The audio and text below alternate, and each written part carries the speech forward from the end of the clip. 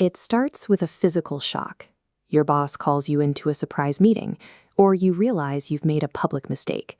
Your stomach drops, your heart rate climbs, and your nervous system enters a state of high alert bracing before you have even processed the situation. Most of us respond to this spike by trying to push it back down.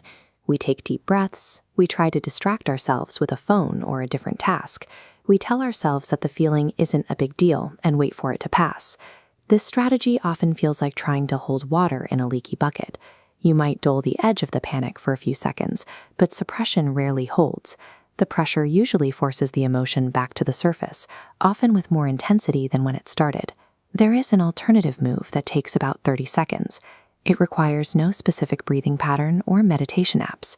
It is a single sentence, said out loud, using a very specific type of vocabulary. The technique is simply naming the feeling, not in your head, but as a spoken word.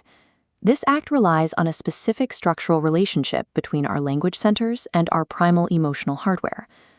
Regulating a severe emotional spike requires a shift in focus. Instead of trying to overpower the feeling through sheer will, you are engaging a specific neurological circuit that forces the alarm to reset. This circuit begins in the amygdala, an almond-shaped region deep in the brain. The amygdala acts as the body's alarm system, triggering the physical fight or flight sensations that make your chest tighten and your palms sweat. In 2007, UCLA neuroscientist Matthew Lieberman used an fMRI scanner to watch the angry or frightened faces, which kept the amygdala in a state of constant high-alert activity. Lieberman then gave the subjects a tiny cognitive task. While looking at these faces, they had to select a single word to describe the emotion they saw: angry, scared, disgusted. The scanner showed a consistent result. The moment the subject assigned a name to the emotion, the amygdala instantly quieted. The physiological alarm lost its power the second it was identified. Simultaneously, activity surged in the right ventrolateral prefrontal cortex. This is the region behind your forehead responsible for planning, logic, and conscious thought. These two regions function like a seesaw. The prefrontal cortex must perform actual physical work to search your vocabulary, compare the current feeling to past ones, and commit to a precise word. This labor forces the prefrontal cortex to rise, which mechanically drives the amygdala's activity down. Finding the exact word is the effort that deactivates the alarm. The labor of naming is what forces the brain to move from a state of reaction to a state of analysis.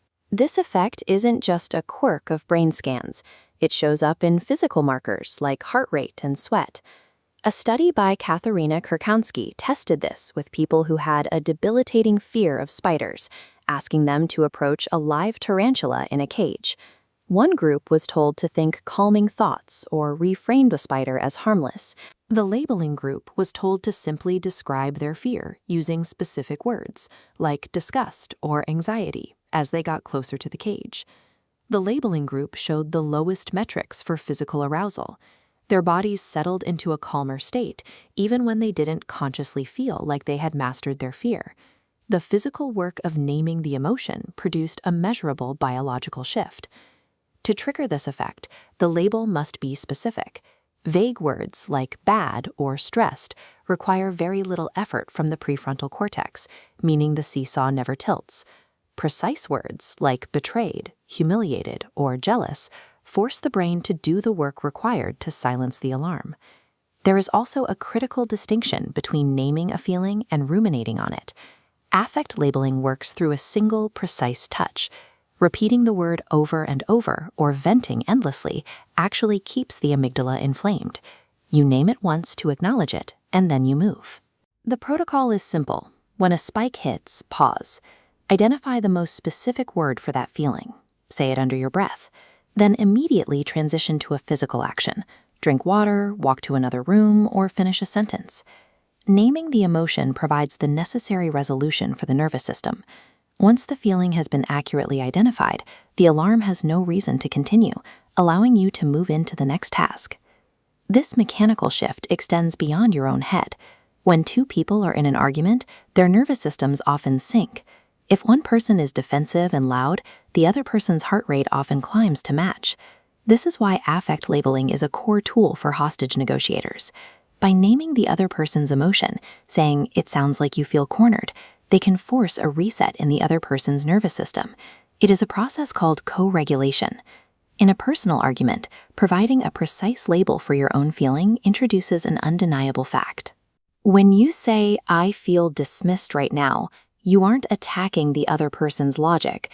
You are providing a piece of data about your own biology that is impossible to argue with, which often dissolves the conflict instantly.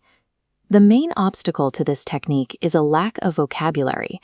People from chaotic backgrounds often experience emotions as a vague, overwhelming mush.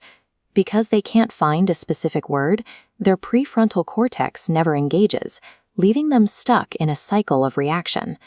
This is why therapists use tools like the emotion wheel. Clients have to learn the difference between being frustrated and being resentful, just as they would learn a foreign language. The more shades of meaning you can identify, the faster you can trigger the override in a moment of crisis. We often think of calm people as having superior willpower or the ability to suppress their feelings. In reality, they are often just individuals with a highly developed emotional vocabulary. Emotional control is the result of linguistic precision. By finding the exact name for the invisible tension in the room, you allow your biology to do the work of calming you down. One specific word can change exactly what your body does next.